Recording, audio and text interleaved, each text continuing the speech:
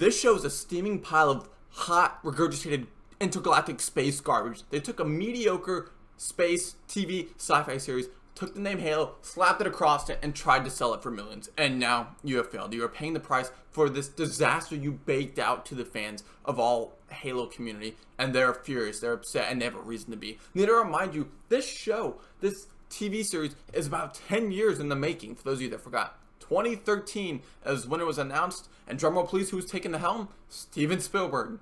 Guess who has the helm now? Gods of Egypt. I think the producer of Fear Street is managing this, and they're all gone. They ran away. I'd run away too from this steaming pile of disaster that they called the Halo TV series. Here's why it failed, and I don't know about season 2 coming, because it's confirmed, but I don't really have high hopes for it at this point. And one of the things I want to point out, they said they're making this game, they're not making it for the fans. We want to make the Halo TV show for everybody.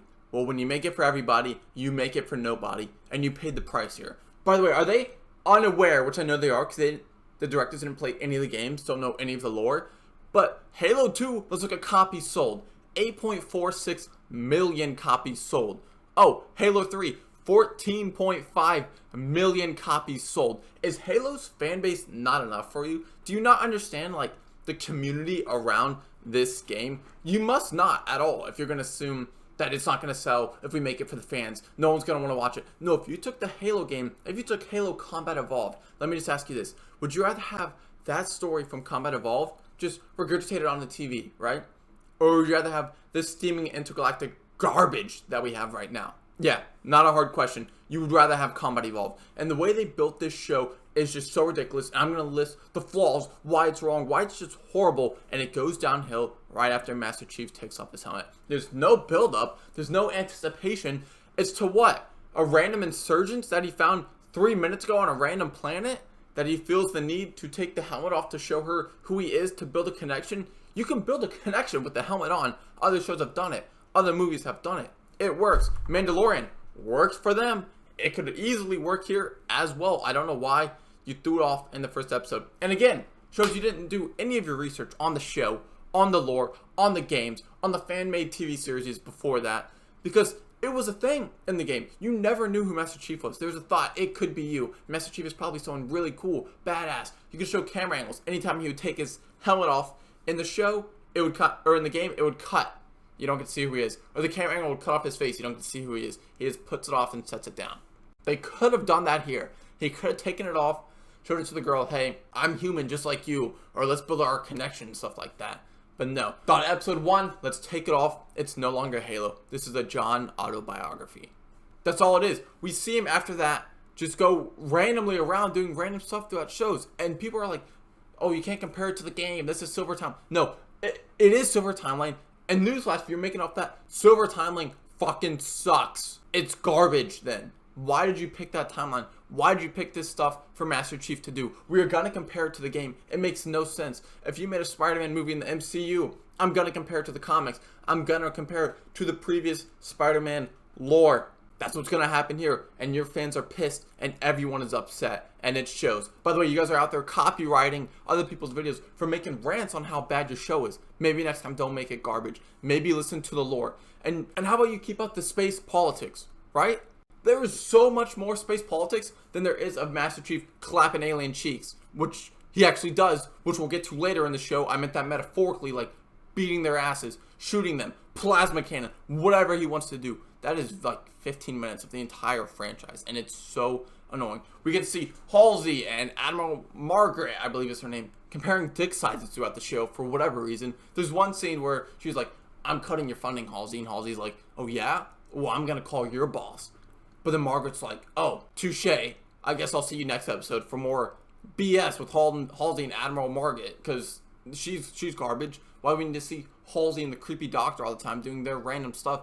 Give us Master Chief, give us Silver Team, give us Marines out on a mission, and Master Chief helping them out. It's not that hard. You did it in the final episode, kind of, sort of, but not completely. Why is Chief never in a suit? This brings me back to the John autobiography show, right? This is the John space show. This is John walking around having his sex. John doing his laundry today. John's walking on the ship. He's going through a park stroll. Let's take John back to his family home and see what's going on. It's not Master Chief. This isn't the Master Chief I know. This isn't the Master Chief anyone knows. And this isn't the Master Chief anyone likes or wants to see in the next few seasons.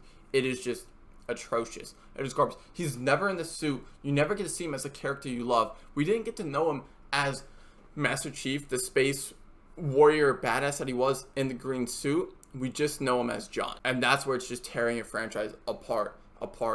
The fan base, the community, the gamers that love the series, who never knew pretty much what his face was. There's always a mystery. There's always an idea that it could be you. Now we just care about John, right? Because that's what you want us to focus on, apparently, is John and the random shit that he does throughout the show. I'm so pissed off. It became a meme. Your show became a meme that he was just never wearing it. People would be like, tweet out, oh, I guess Master Chief put his helmet on today. Oh, no, it was only 20 seconds in the episode. Then he took it back off because, let me take it off. Let me put it back on in the next scene, but then I'm going to have to take it off.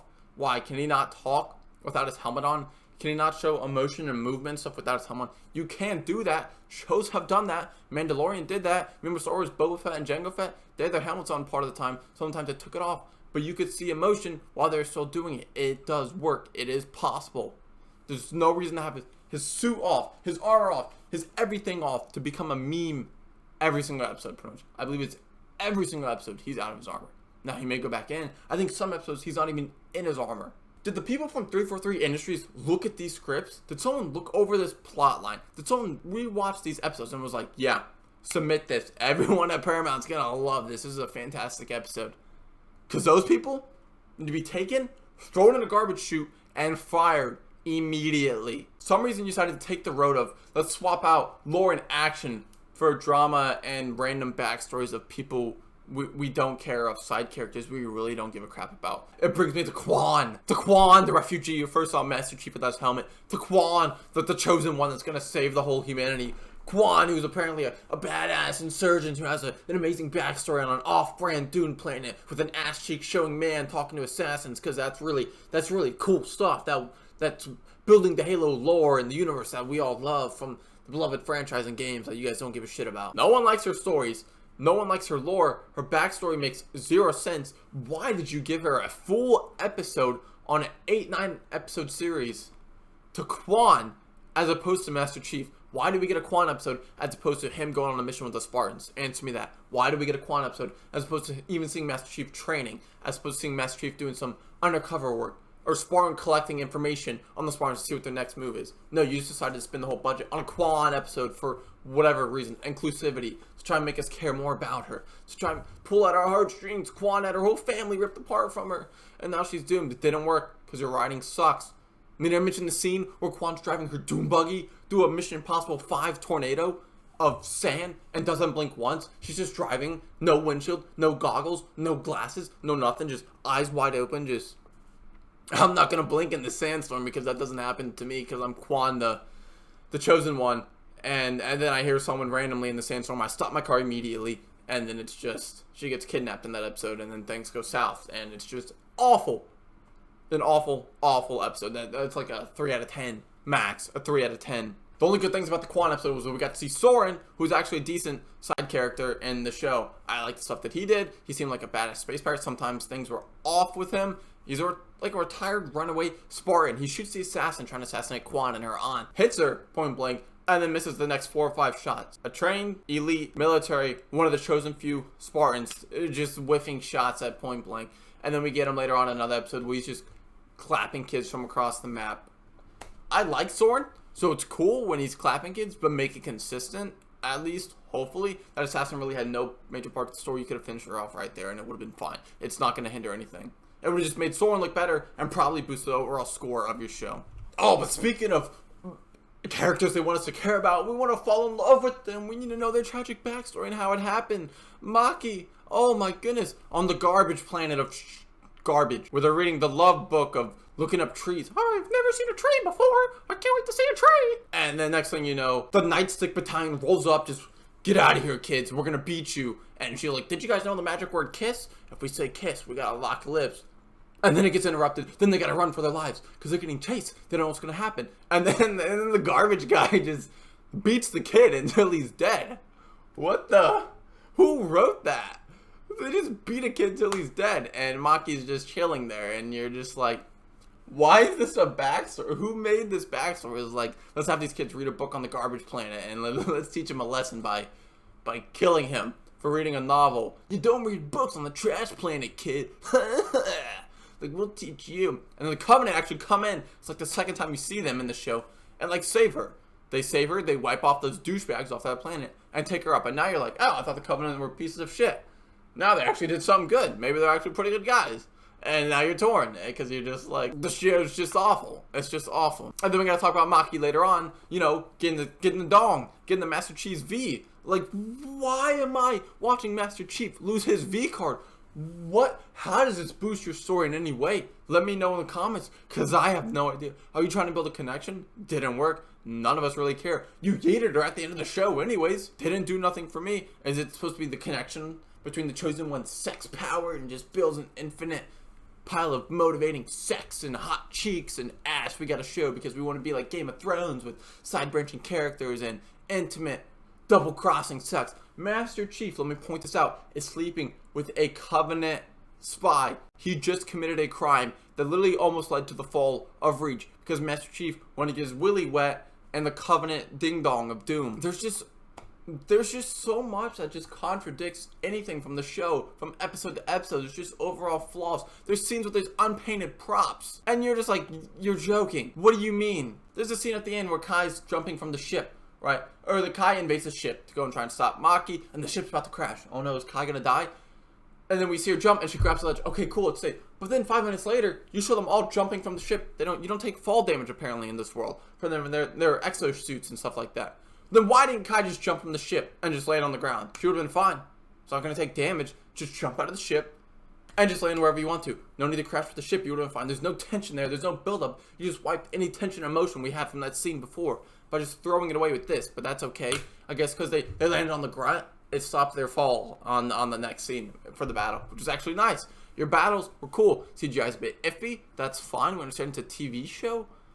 Bit iffy, but still cool. That's what we want to see. Master Chief, Silver Team on missions. Master Chief, Marines on missions. Marines, no Master Chief, alone on missions. That's fine. Show us that stuff. Don't show us Admiral Morgan and Halsey comparing dicks over policy stuff and information and creepy rape doctors ready to touch clones. There's more stuff in the first episode when that little village gets invaded by the Covenant. They're loaded up with the machine guns on the Warhog or whatever. Mowing them down, doesn't kill any of them, doesn't do any damage. Master Chief comes, picks it up though. Same exact gun.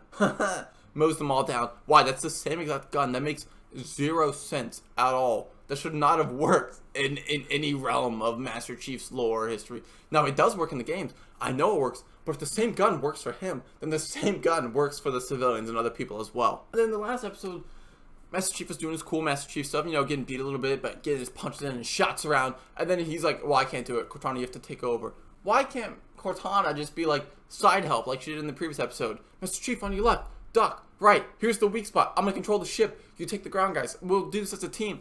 But no, in order for Master Chief to be ultimate badass that he is, that he knows, and that we love, Cortana has to take over, and she has to do it. So Master Cortana is the badass, and we just care about John. Because John couldn't handle it, I guess, and John in the suit's not enough. So Cortana has to take care of it. I don't know, guys. The show's renewed for season 2. Those of you that liked it, I will watch it to do a review on it. I don't have high hopes for it. The director's left, producers left, writers left. We get the writer from Fear the Walking Dead. He's coming in. Can he take this pile of steaming intergalactic space garbage and make it entertaining? I sure as hell hope so. Because if not, then we might not be getting a season 3 of Halo. Because it's just out of touch with the community. It doesn't know who it wants to do. Doesn't know what it's made for. And it better take the criticism from its fans if it wants to do any better in season 2. I need to know in the comments, what do you guys give the whole series overall? I'm like a 4. It is so bad. It's like a 4. Contradicting story. Awful side characters. The plot's garbage. 15 minutes of fight scenes total in a 9-hour show. It just didn't do it for me. Subscribe for a lot more, guys. We have a lot more reviews coming your way. We have a She-Hulk pre-thoughts as well getting released this week. Thank you so much for the support, and I'll see you guys next time.